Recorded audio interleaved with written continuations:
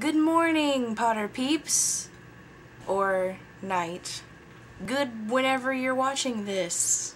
It is amazing when 12 nerd-fighting, puzzle-loving girls from different cities, different states, and even different countries are brought together by YouTube to create a whole new breed of collab channel.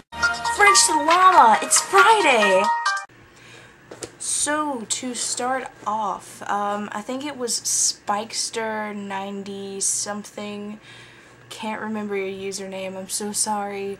I'll probably put like a little annotation that says like the username so that way I don't look like that much of an idiot. Suggested that we talk about if we had a Horcrux, where would we put it? And like what would it be? So I don't exactly know what my Horcrux would be, but I do know how I would hide it, if that makes sense.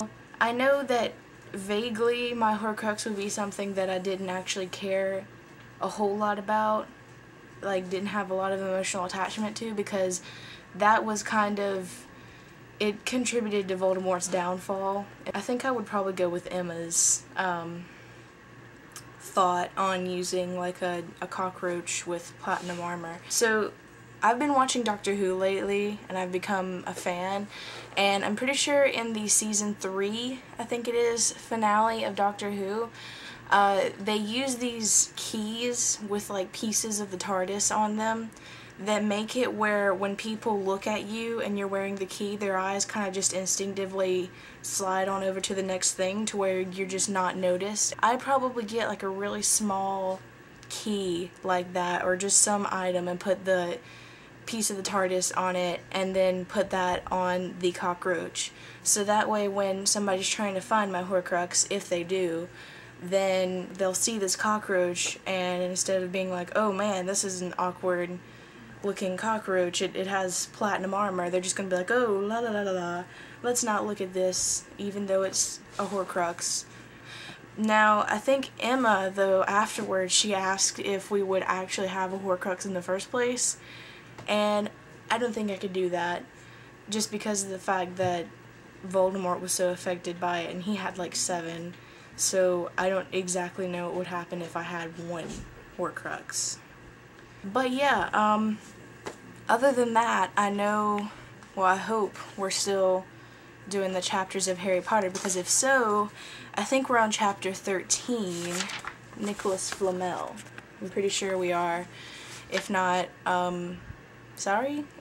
They still haven't found anything on Nicholas Flamel, which is frustrating them very much. And to make matters worse, Snape is going to be refereeing the next Quidditch match, Gryffindor versus Hufflepuff. So they're all worried about that because of the fact that, you know, Snape is going to probably give Hufflepuff more points and flag the Gryffindor team a lot and trying to make them lose.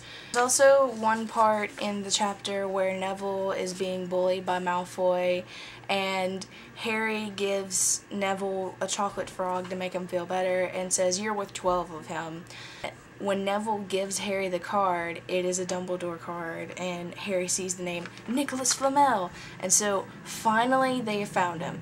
Thank God. Harry plays in the Quidditch match and wins because he's just that great of a seeker. After the Quidditch match sees Snape hurrying off towards the Forbidden Forest, and as he's doing so, Harry decides, okay, well, I'm just gonna get my trusty broom and fly over and spy on them. And so when Harry sees Snape, he's talking to Quirrell, and so Harry's like, okay, what is this? And it turns out Snape is asking about how to get past Fluffy, Hagrid's dog. So you mean the stone's only safe as long as Quirrell stands up to Snape, said Hermione alarmed. It'll be gone by Tuesday, said Ron. I'm going to sign off with a sci-fi. Yeah, I'm wearing the shirt today. Yeah, awesome. 1, 2, 3.